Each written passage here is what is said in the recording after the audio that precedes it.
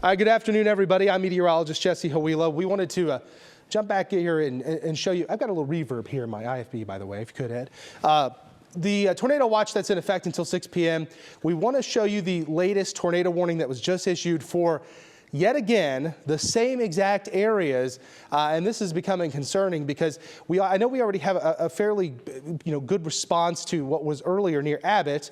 18-wheelers knocked over from the winds and what was likely a tornado. Now there's a new tornado warning. This one does include Hillsborough, so this is for Hill County until 3:45. The same areas again and again south of the Dallas-Fort Worth area, seeing these thunderstorms roll through. Jason, if we could put on velocity just to show folks where the area of concern is again.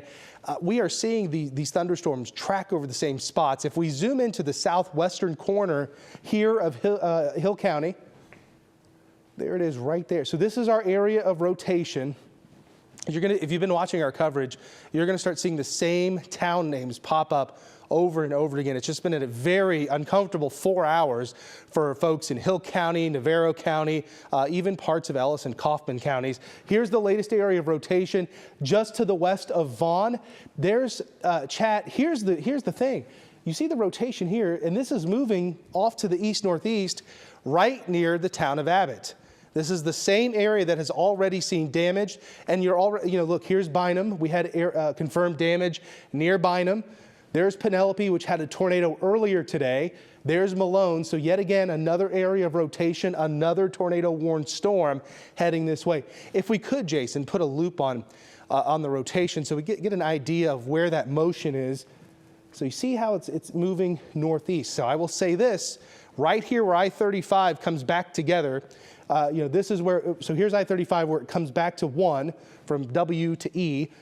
Then it goes farther to the south through Hillsborough. This area, there's the rotation. I would say areas including Hillsborough, yet again under the gun for the threat of a tornado. Now, the thing with today's environment in particular is these thunderstorms have been efficient at producing tornadoes. It's not, just a radar indicated tornado, and maybe it's producing a tornado, we don't know.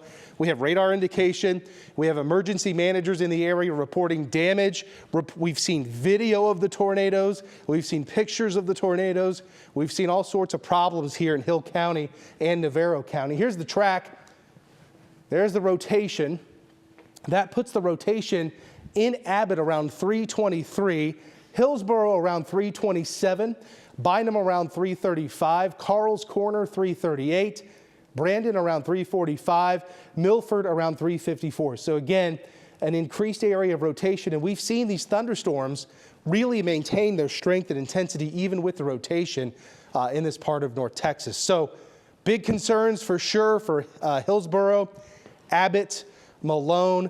We already know that traffic is backed up in this area because of what were some 18-wheelers that had been flipped earlier in the afternoon from what is likely a tornado.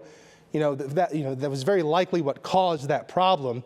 And we're still seeing, again, reports here on radar of some pretty strong rotation. We have meteorologist Mariel Ruiz in the building, Jason Joseph, our producer, still monitoring in the background. But again, as they're taking a look at the latest reports, this is the latest radar imagery. Again, this is the only warned storm in North Texas. If we do a DMA view really quickly, just to give folks an idea of what's happening across all parts of North Texas, you'll see the Dallas-Fort Worth area sees nothing. Areas to the west and north seeing nothing. It's south of the Metroplex.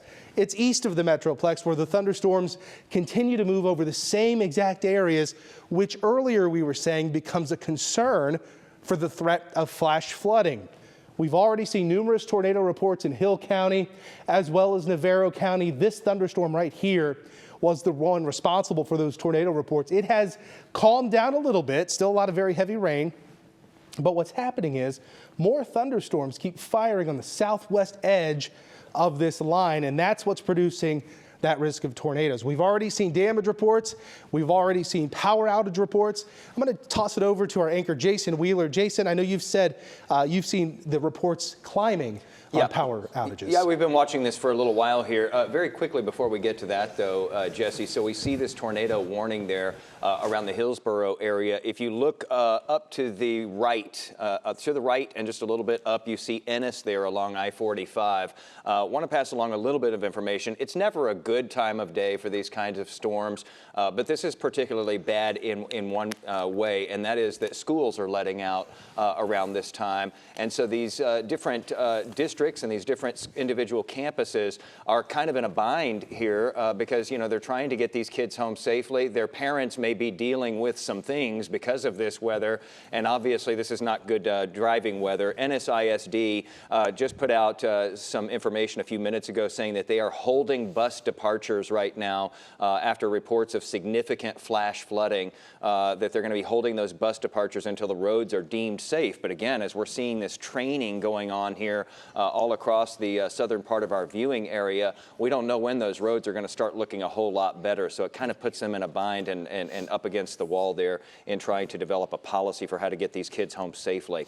Let's talk about the power outages because we've seen them go up over the last couple of hours. And not surprisingly, Jesse, I think one of the biggest areas, at least according to the Encore map right now, is Penelope, that small town there to the east, I believe it is, of Abbott, which is right there along I-35.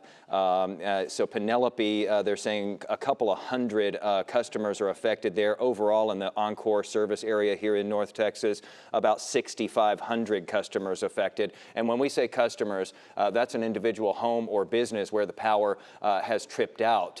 So you can imagine you multiply that times many more because many of those dwellings have, of course, more than one person inside them. So a lot of people dealing with this. Hopefully a lot of people have the app because when we start seeing these power outages, that's a big concern. If you're in the bullseye of one of these warning boxes, you may not know what's still coming or what the situation is if you don't have it there on your cell phone and the ability to tune in. And more than ever, this is a really good time to do that because we're, you know, this isn't just a one and done deal. These storms are moving over the same spots over and over and over. You know, these parts of Hill County, parts of Navarro County, they've been dealing with tornado warnings for the last several hours. And that's kind of odd. I mean, I know that you've covered plenty of these, but to see it have that kind of staying power, and when one of these has formed, it seems like it has stuck around for quite a while. It's stubborn. One moves off, then another comes right back in. Then that one moves out, then another has come back in. And that's really been the problem. Thank you so much for all the reports there, Jason. So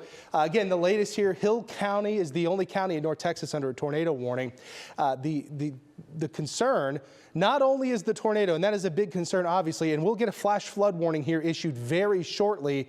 We were just talking about this. Jason Wheeler was talking about the same thing.